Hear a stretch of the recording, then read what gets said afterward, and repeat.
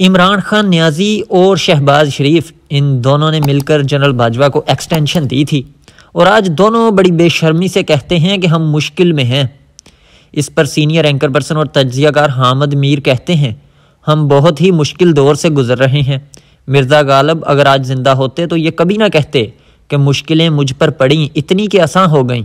आज के दौर की मुश्किलें तो नाकाबिले बयान हो चुकी हैं। आजकल मुझे सबसे बड़ी मुश्किल ये है कि तहरीक इंसाफ, मुस्लिम लीग नून और पीपल्स पार्टी में कोई फ़र्क नज़र नहीं आता। तीनों जमातें गोया एक दूसरे में गड़बड़ हो चुकी हैं। तीनों जमातों में मौजूदा मेरे कुछ दोस्त ऑफ द रिकॉर्ड वही महसूस करते हैं जो मुझे नज़र आता है, लेकिन ऑन द रिकॉर्ड कुछ बोलने के लिए तैयार नहीं।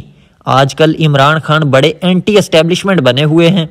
पिछले साल तक नवाज शरीफ बड़े एंटी एस्टेब्लिशमेंट थे और उनसे पहले आसफ अली जरदारी ने भी एंटी एस्टेब्लिशमेंट की ईंट से ईंट बजाने की कोशिश की थी, लेकिन इन तीनों ने अपने अपने अदवारे हुकूमत में गुमशुदगियों का मसला हल करने की कोई संजीदा कोशिश नहीं की।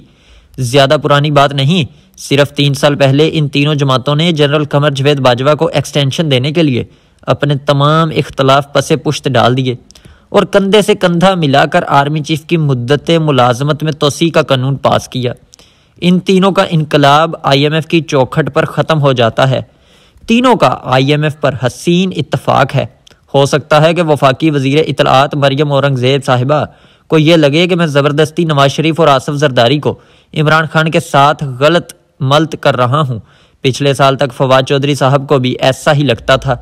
जब तहरीक इंसाफ की हुकूमत ने सदारती आर्डीनेंस के ज़रिए पीका तरमीमी कानून हम पर मुसल्लत करने की कोशिश की तो हमारे साथियों ने शोर मचाया कि इमरान खान की हुकूमत मीडिया पर वही तलवार चला रही है जो नवाज शरीफ की हुकूमत ने 2016 में चलाई थी। फवाद साहब को हमारी ये चीखो पुकार बहुत बुरी लगी। इमरान खान के दौर में जब सहाफ़ियों के साथ मारपीट होती थी तो फवाद साहब फरमाया करते थे कि कुछ सहाफ़ी बैरून मुल्क सियासी पनाह हासिल करने के लिए अपने ऊपर हमलों का ड्रामा रचाते हैं। वो जिस हुकूमत के हर गलत काम का दिफा करते थे, हम उस हुकूमत के हर बुरे काम पर तनकीद करते थे। लिहाजा उनके साथ हमारे ताल्लुकात की नोयत खासी कशीदा थी। चंद दिन पहले फवाद चौधरी को लाहौर से गिरफ्तार किया गया तो मैंने उन पर बगावत का मुकदमा बनाने की मजम्मत की। मेरी ये गुस्ताखी मुस्लिम लीग नून के कुछ दोस्तों को बड़ी नागवार गुजरी। एक मेहरबान ने फवाद चौधरी की तरफ से मेरे खिलाफ दिए जाने वाले बयानात और ट्वीट्स निकाले और बड़े तंजिया कलमात के साथ मुझे फॉरवर्ड कर दिए। फवाद भाई के बयानात खासे सख्त थे जिन्हें मैं भूल चुका था। क्या माजी के इन बयानात की वजह से मैं उन पर ताज़ीरात पाकिस्तान की दफ़ा 124 के ए तहत बगावत का मुकदमा बनाने की हमायत कर दूं? अगर मैंने अक्टूबर 2020 में लाहौर के थाना शादरा में नवाज शरीफ और मरियम नवाज समेत मुस्लिम लीग नून के 40 रहनुमाओं के खिलाफ 124 ए का मुकदमा बनाने को गलत कहा था तो मैं फवाद चौधरी पर 124 ए का मुकदमा बनाने को सही कैसे कह सकता हूँ? फवाद चौधरी को जिस अंदाज से गिरफ्तार किया गया और मुंह पर काला कपड़ा डालकर हथकड़ियों के साथ अदालत में लाया गया, वो काबिल मुजम्मत नहीं बल्कि अरबाब इख्तियार के लिए काबिल शर्म भी है। इमरान खान के दौर में रुकन कौमी असम्बली अली वज़ीर को पेशावर से गिरफ्तार किया गया और हथकड़ियाँ पहना कर कराची ले जाया गया।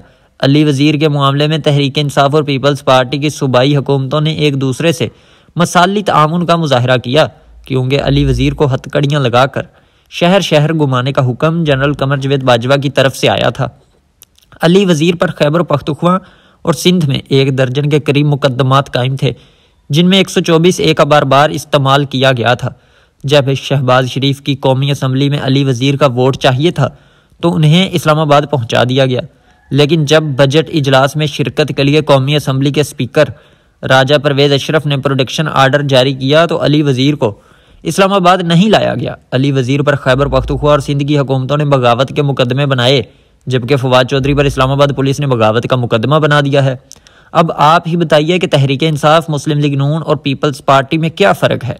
जब इमरान खान वज़ीर आज़म थे तो पीपल्स पार्टी के सेनेटर रज़ा रब्बानी ने 124 ए के खात्मे के लिए सेनेट में बिल पेश किया। सेनेट ने यह बिल मंजूर करके कौमी असम्बली को भेजा, लेकिन कौमी असम्बली ने इस बिल को लापता कर दिया। अब पीपल्स पार्टी और मुस्लिम लीग नून हुकूमती इत्तेहाद का हिस्सा हैं। दोनों जमातें चाहें तो 124 ए के खात्मे का बिल मंजूर कर सकती हैं, लेकिन ये दोनों जमातें ये नेक काम नहीं करेंगी क्योंकि फ़िलहाल उन्हें 124 ए को अपने कई और सियासी मुखालफिन के खिलाफ इस्तेमाल करना है। 124 से नौ आबादियाती दौर की यादगार है। बाले गंदा धरतलक इस कानून का पहला निशाना थे। 1916 में कायद-ए-आज़म मोहम्मद अली जिन्ना ने बतौर वकील 124 के मुकदमे में तिलक का दिफा किया था। पाकिस्तान के साबिक़ वज़ीर आज़म हुसैन शहीद सहरवर्दी, मोहतरमा बेनज़ीर भुट्टो, नवाज शरीफ, शाहिद खाकान अब्बासी और मौजूदा हुकूमत के कई सेनेटर वज़रा 124 को भुगत चुके हैं।